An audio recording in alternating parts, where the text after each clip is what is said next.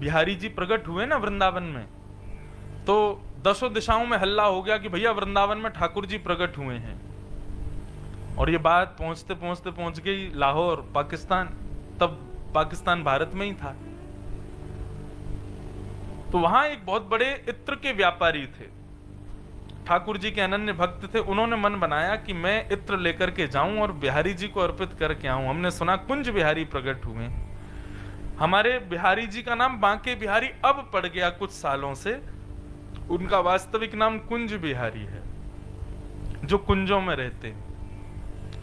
तो इत्र लेकर के वो व्यापारी गया। महाराज इतनी अच्छी सुगंध इत्र की कि वो जिन जिन नगरों से निकला, शायद गुजरात होके भी गया होगा, वहां से आया। तो अब लाहौर से तो शायद पंजाब होके ही आ गया होगा, यहां से तो ज्यादा दूर नहीं है। लेकिन हमारे बिहारी जी के दर्शन करने वालों में हमारे पड़ोसी देश के भी बड़े भक्त आए हैं, ऐसे चरित्र सुने हमने। तो इत्र का व्यापारी वो बैलगाड़ी से जा रहा था, तो कहते हैं कि वो निकला तो 4 लोगों के साथ में था, लेकिन वृंदावन जब पहुंचा तब 4000 लोग थे उसके साथ। क्यों? वो जिस नगर से निकलता था उस नगर में ही सुगंधी हो जाती थी। और सब पूछते भाई क्या हो रहा है? बोले कि अरे वृंदावन में बिहारी जी प्रकट हुए, उनके लिए इत्र लेके जा रहा है एक वैष्णव।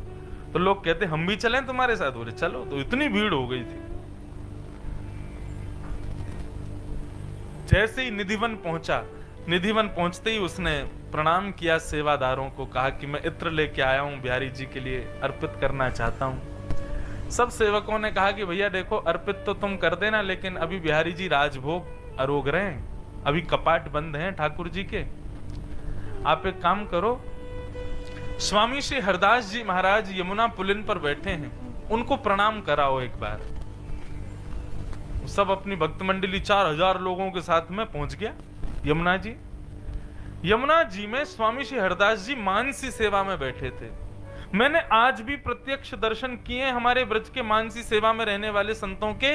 वो जेठ के महीने में कंबल ओढ़ के बैठे होते हैं और भयंकर शीत काल में उनको पसीने आ रहे होते हैं, क्योंकि मानसी में ऐसा कुछ भाव होता है कि कहो तो शीतकाल है और मानसी में उनको दर्शन हो रहा है कि ठाकुर जी जो है हिंडोला झूल रहे हैं, गर्मी का महीना है, तो उनके तन की स्थिति वही हो जाती है। आज भी ऐसा दर्शन होता है।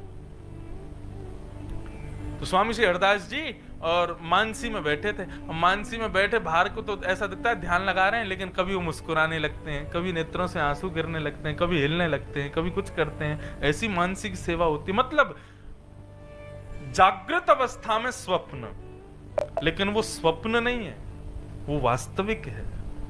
वो तन वहां है, बाकी अपनी मन बुद्धि अहंकार चित्त से सबसे वो वहां से जा चुके हैं। अब वो इत्र लेकर के गया था वैष्णव। अब कई लोगों को क्या होता है, कुछ विशेष वस्तु भगवान को अर्पित करते हैं, उनको लगता है सबको पता चले कि मैंने दिया है। इसीलिए लोग मंदिर में चांदी चढ़वाएंगे, सोना नीचे लिखवा देंगे, यहाँ फलाने फलाने यूनिवर्सिटी के हम हैं और हमारी तरफ से इनको ये भेंट, ऐसा करते हैं।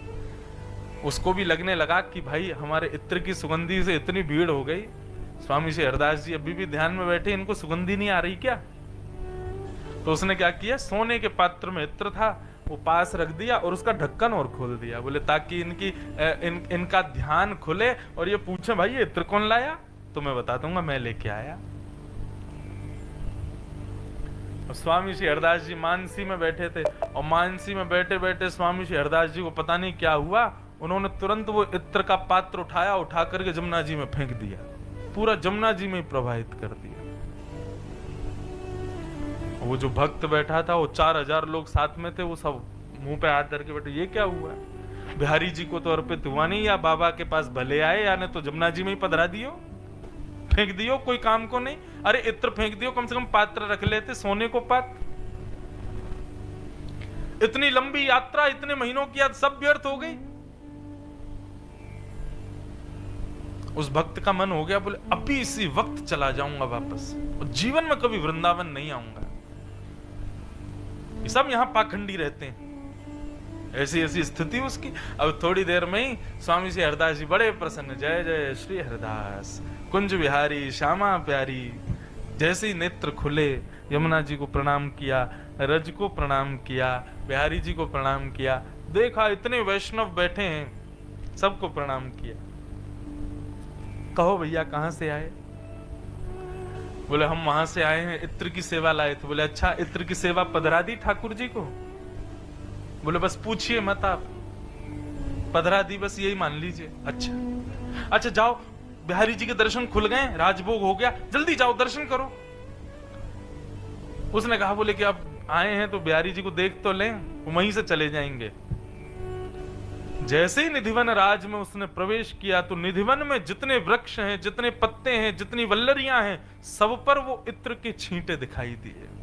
और जैसे ही गया सघन कुंज में बिहारी जी बैठे थे, मुकुट से लेकर के नीचे चरण के नख तक उसी इत्र में चुचा रहे थे श्री बिहारी जी महाराज, मानो स्नान किया हो पूरा उसी इत्र में। देखते ही वो व्यक्ति समझ गया, बोले ये तो वही इत्र है जो मैंने पधराया। सुगंधी से पता चल रहा है, उसके रूप रंग से पता चल रहा है ये वही इत्र है। दौड़ करके गया यमुना जी में, स्वामी श्री हरदास जी को प्रणाम करके बोला, महाराज जी आपने क्या किया? आपने मेरे सामने यमुना जी में फेंका। 4000 लोग गवाही दे सकते हैं कि आपने यमुना जी में फेंका था। वो बिहारी जी को कैसे लगा?